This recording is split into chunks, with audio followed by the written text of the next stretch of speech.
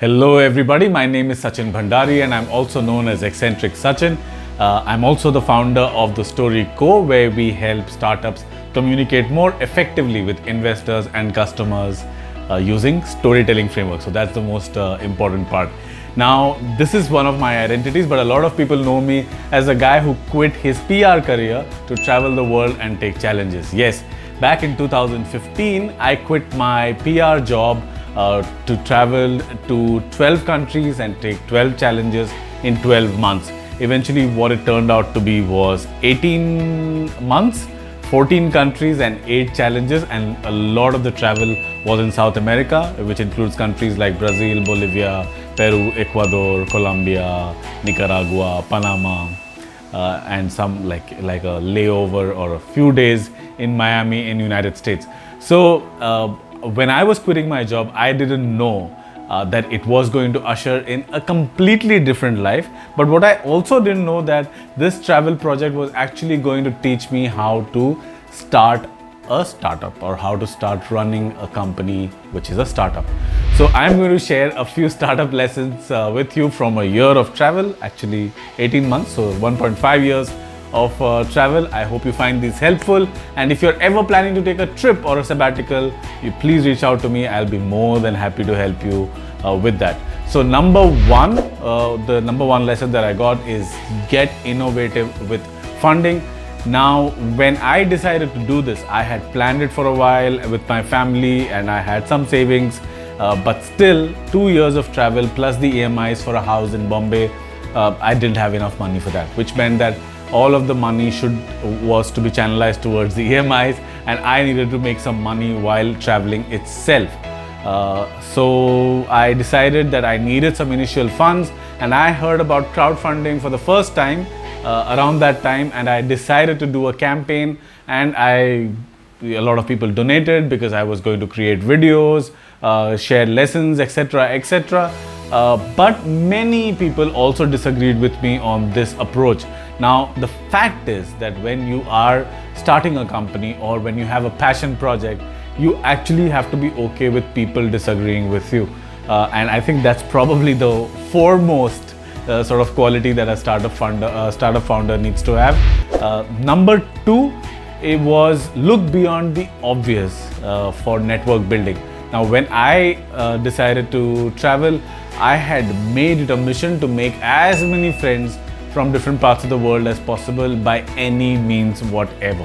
The most obvious answer was Couchsurfing. Couchsurfing is a community of travelers and they believe in cultural exchange, but I had to go beyond that. So one unlikely avenue was Tinder. Yes, you heard that right. I actually used Tinder to make friends. I wasn't on Tinder to hook up. Wink wink. But in all of these countries like Brazil and Colombia, I did make friends, and these ladies continue to be friends with me, and it was an interesting different approach to making friends while traveling.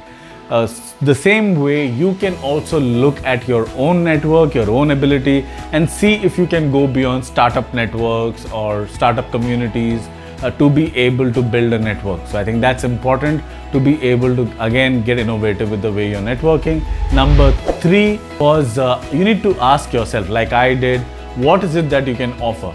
As a traveler, I knew that I could speak pretty good English, which meant that I could help people improve their English through classes or through conversational English, which is what allowed me to get hosts in Brazil and Colombia. I actually stayed with a family for a month in Rio, and I was just having conversations with them in English. That's all that they expected of me. Can you believe that? The same thing in Colombia as well. I have friends who got in touch with me and hosted me only because I was ready to help them speak better English.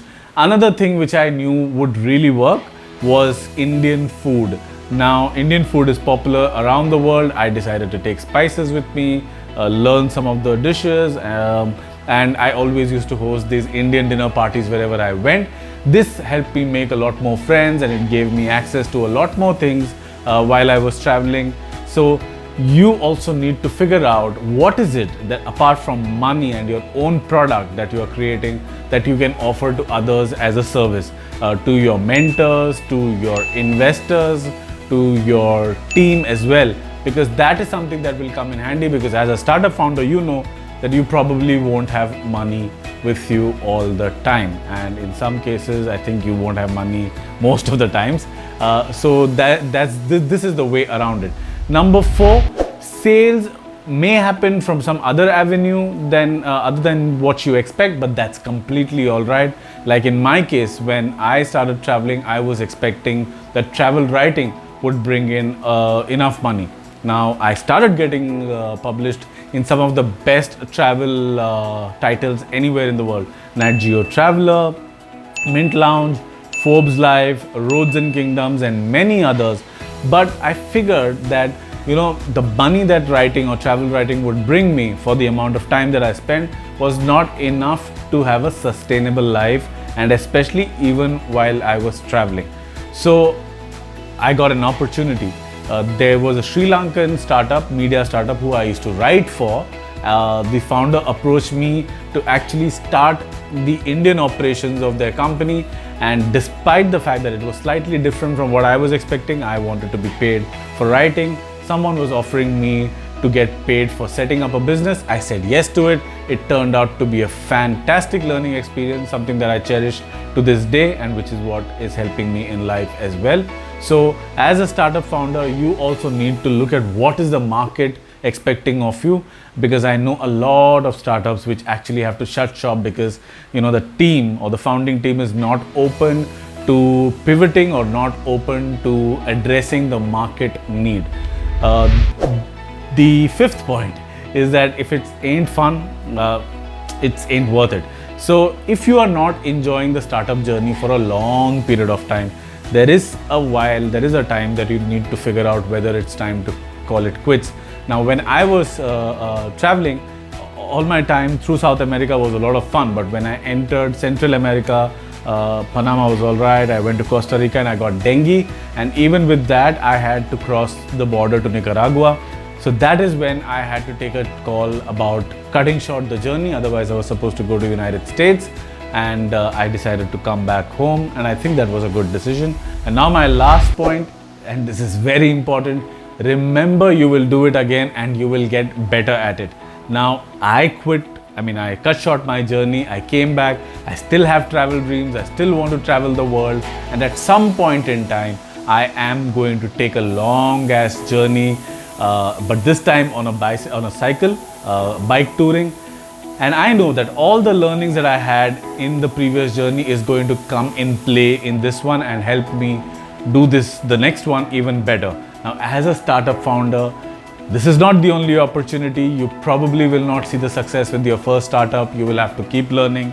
You probably will have to, see failure a couple of times before you see success. So don't get so hooked on to the opportunity, thinking that if you lose this, then you probably will have a blot on your reputation and your abilities. That is not the case. That's not the end of the world. You will do it again, my friend, and you will get better at it. So that's it. Those were my lessons from travel, or startup lessons from travel. And like I always say, it's not just about being able, it's also about being memorable. So if you have any questions about startup communication, especially to investors, customers, even employees, feel free to ask us in comments or reach out to us. Me and my team will be very happy to assist you. That's it from me in this video. I'll see you in the next one pretty soon.